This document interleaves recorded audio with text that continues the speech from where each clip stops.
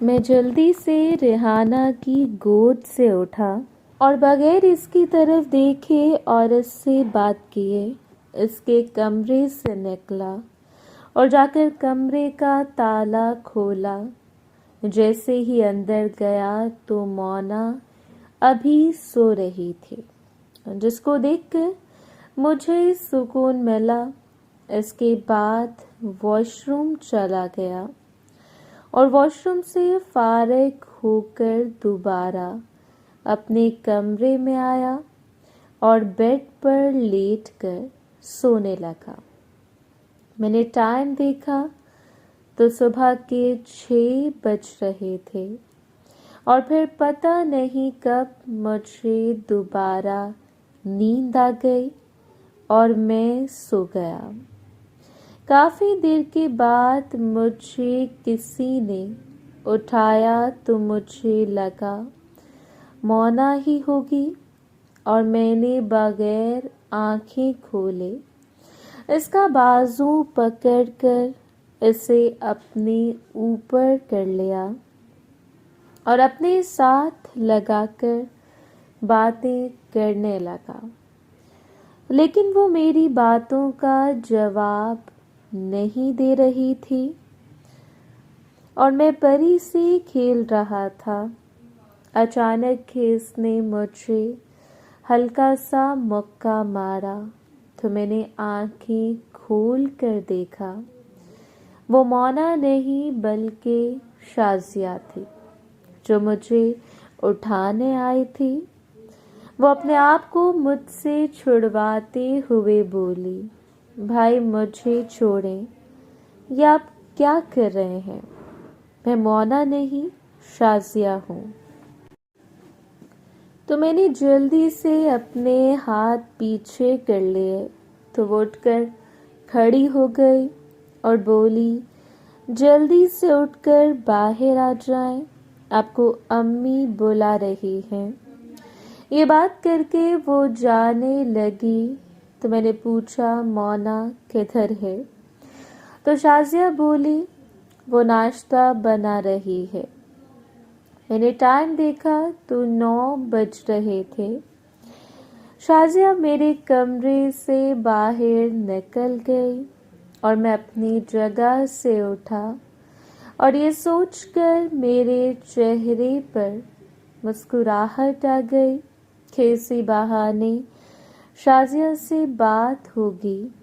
اب مجھے شازیہ کو سبق سکھانا تھا، کیونکہ اس نے میرے دشمن یعنی میرے کزن آصف سے ملاقات کی تھی اور مجھے شک تھا کہ اس ملاقات کے بارے میں راشد کو بھی پتہ ہوگا، لیکن خیر میں اٹھ کر باہر گیا تو سب بیٹھے اپنا کام کر رہے تھے۔ میں واش روم چلا گیا اور وہاں سے فریش ہو کر واپس آیا اور صحن میں بیٹھ گیا۔ اب میری نظریں عظمیٰ اور خالہ نرگس کو تلاش کر رہی تھیں، کیونکہ میں نے رات کو ان کو کچھ کام دیا تھا کہ وہ آصف اور دوسرے لڑکوں پر نظر رکھے۔ اب مجھے جاننا تھا کہ ان کو کسی بات کے بارے میں پتہ چلا ہے کہ نہیں، لیکن وہ بھی ناشتے کی تیاری کر رہی تھی۔ آج سب لوگ ناشتہ لیٹ کر رہے تھے۔ میں بھی یہی باتیں سوچ رہا تھا کہ حنا اٹھ کر میرے پاس آ گئی۔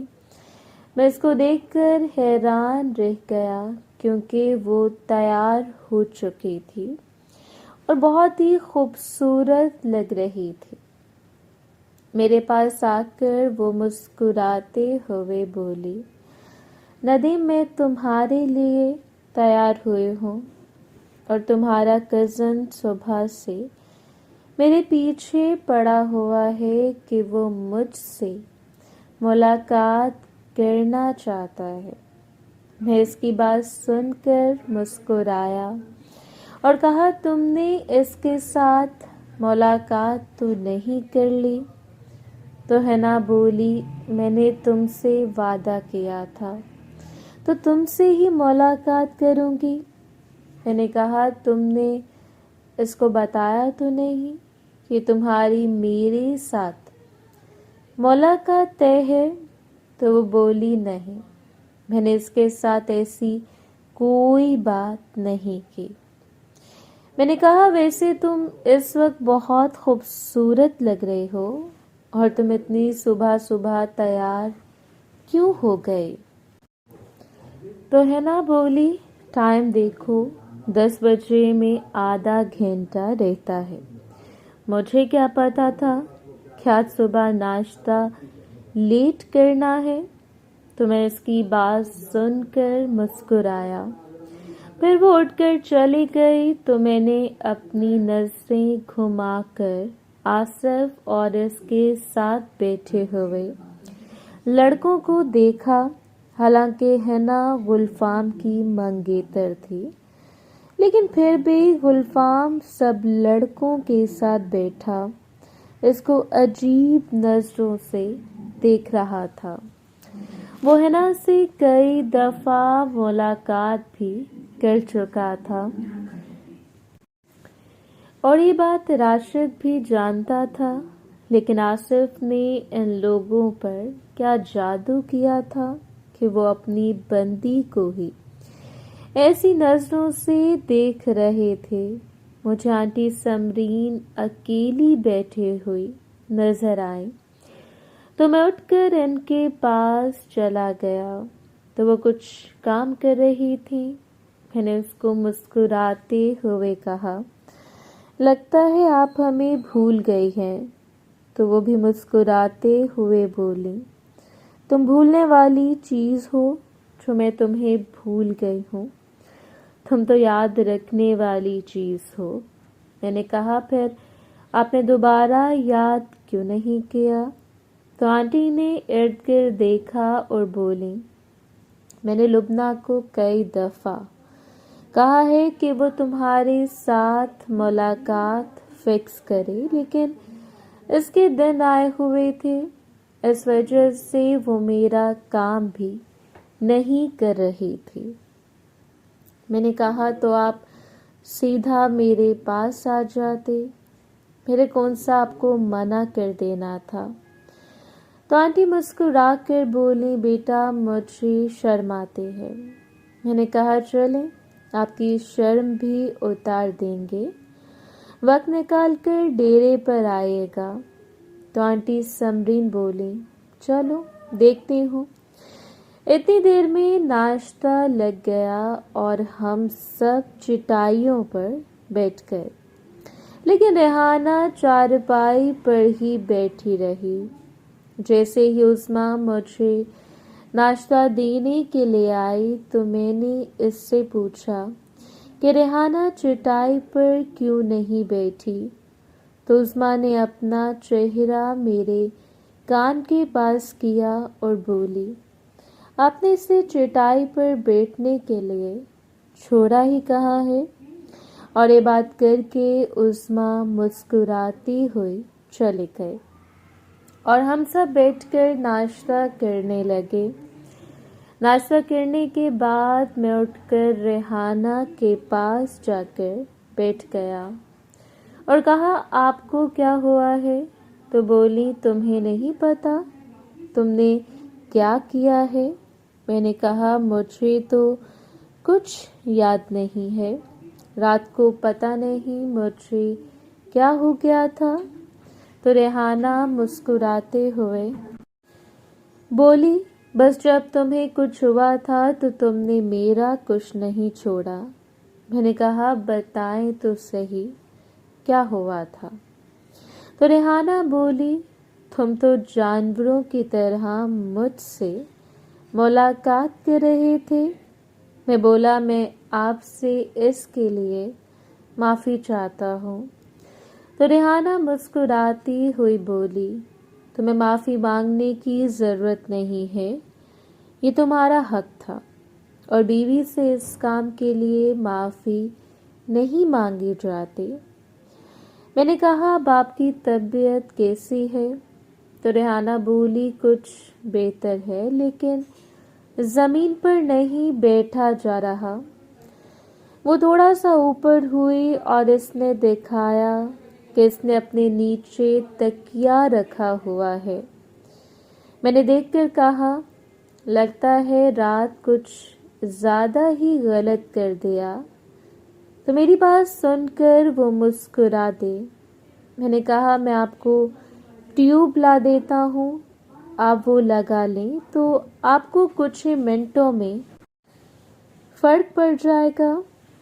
ریحانہ کچھ بولنے لگی لیکن پھر وہ رک گئی اور من ہی من میں سوچنے لگی، ٹیوب تو میں نے لگائی تھی، اگر میں نے تمہیں بتا دیا تو تم یہ سوچو گے کہ میرے پاس ٹیوب کہاں سے آئی، کیونکہ تم نے تو مجھے ٹیوب دی ہی نہیں۔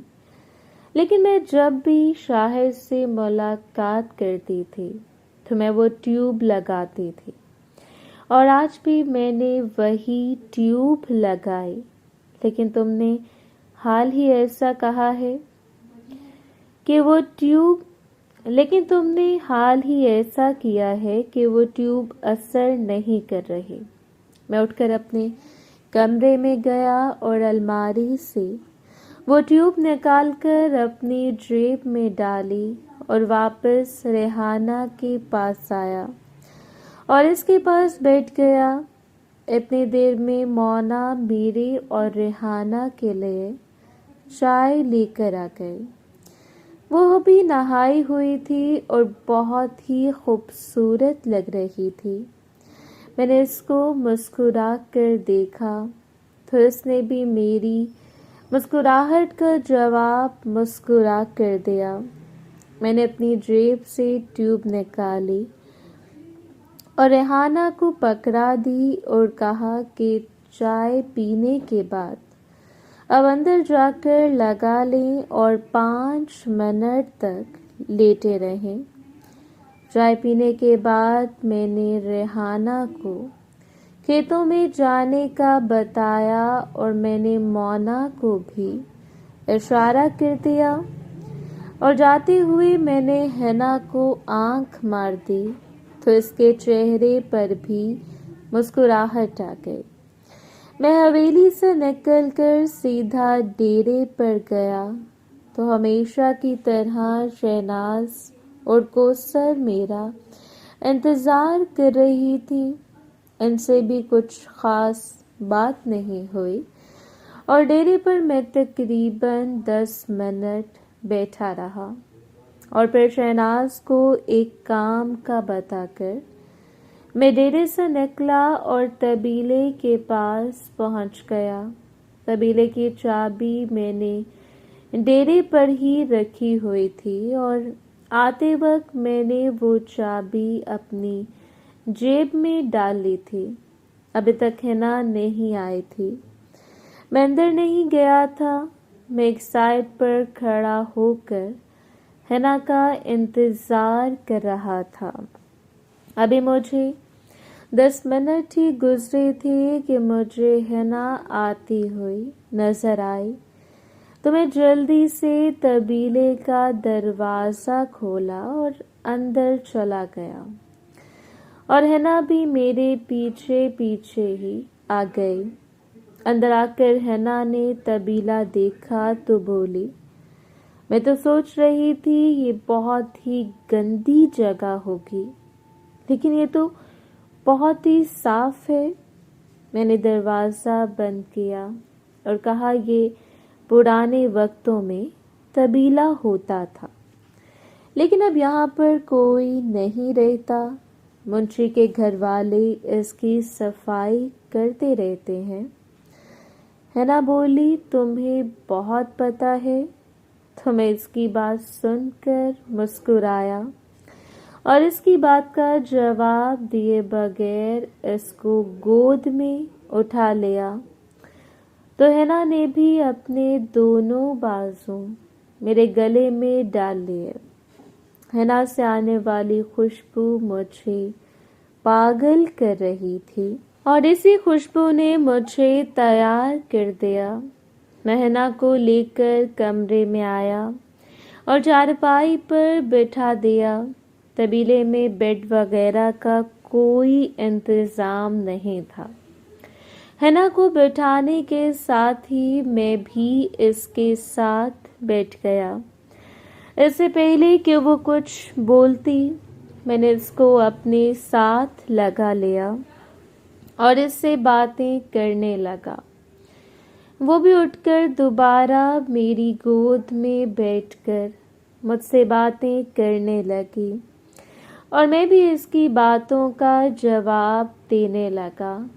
वो मुझसे बढ़ चढ़ कर बातें कर रही थी और मैं बस इसकी बातों का जवाब दे रहा था। है ना, तुम मुझसे ऐसी बातें कर रही थी जैसे मुझे खा ही जाएगी। है ना, तुम मुझसे ऐसे बातें कर रही थी जैसे मुझे खा ही जाएगी। और मुझे भी इसकी बातें अच्छी लग रही थी, लेकिन बातें करते करते इसने मेरे कान में कहा, कमीने, अब सारी बातें मैं ही करूँगी या तुम भी कुछ करोगे? ये बात सुनकर मुझे थोड़ा गुस्सा आया।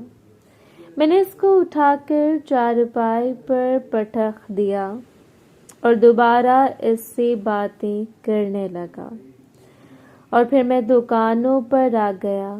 दुकानों से बातें करने के बाद मैं इसकी सहेली शहजादी पर पहुंचा तो मैं शहजादी को देखकर खुश हो गया, क्योंकि इसने शहजादी को तैयार किया हुआ था। मैं शहजादी से बातें करने लगा तो हिना भी मेरी बातों से खुश होने लगी और बोली, नदीम, मैं तुम्हारी इन्हीं बातों की फ़ैन हूँ, इन्हीं बातों की दीवानी हूँ। तुमसे अच्छा कोई शहजादी से बातें नहीं करता। आसिफ ने भी शहजादी से बातें करने की कोशिश की थी, लेकिन मुझे बिल्कुल भी अच्छा नहीं लगा। और गुलफाम को तो शहजादी से बातें करना आता ही नहीं।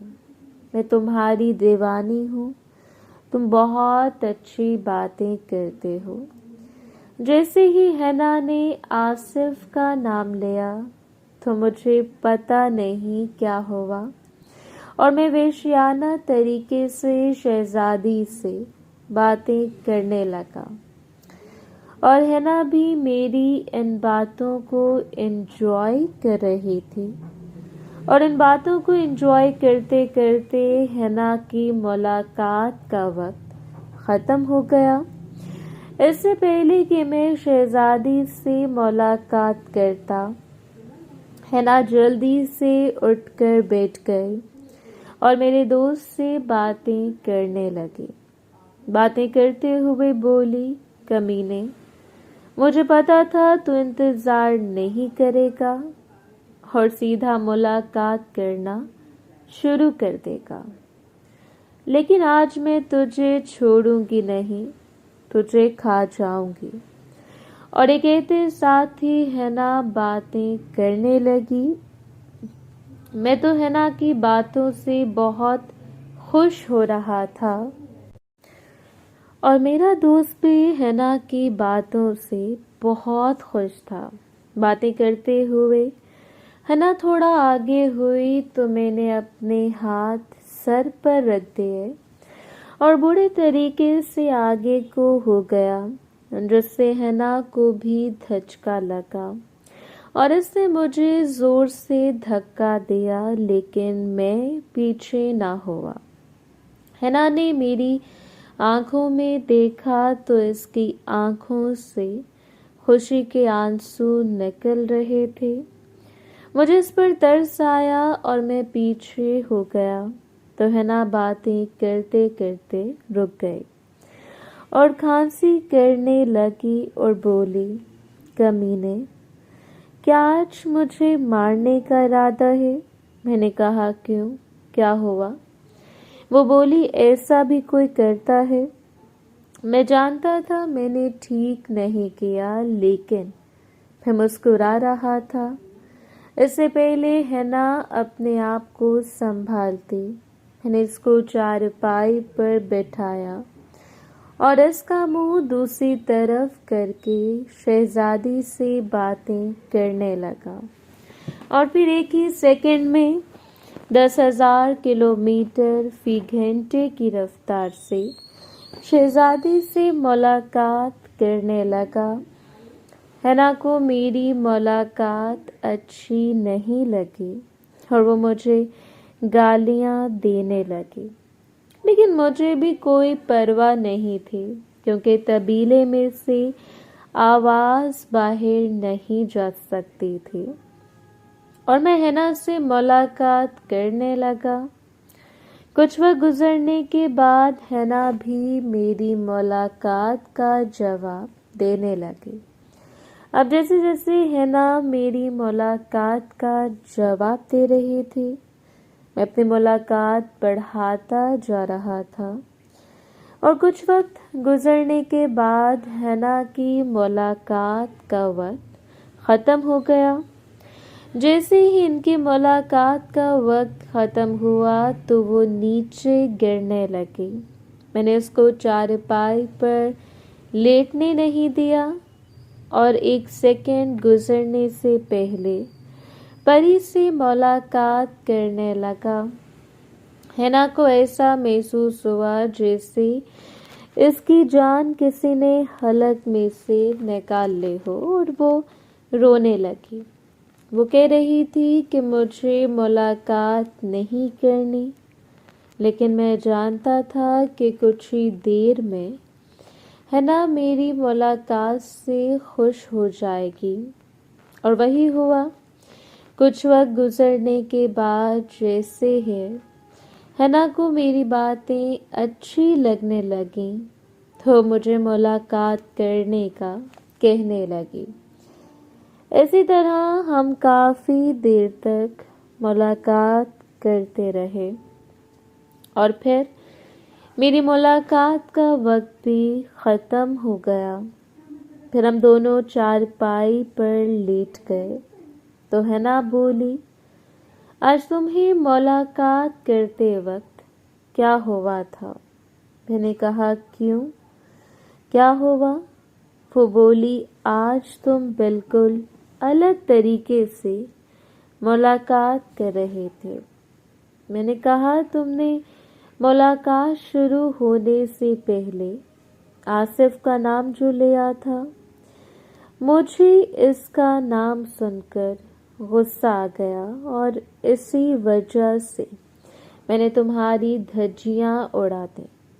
تو میری بات سن کر ہینا زور زور سے ہنسنے لگی اور بولی، دوبارہ کہنا، ابھی تم نے کیا کہا؟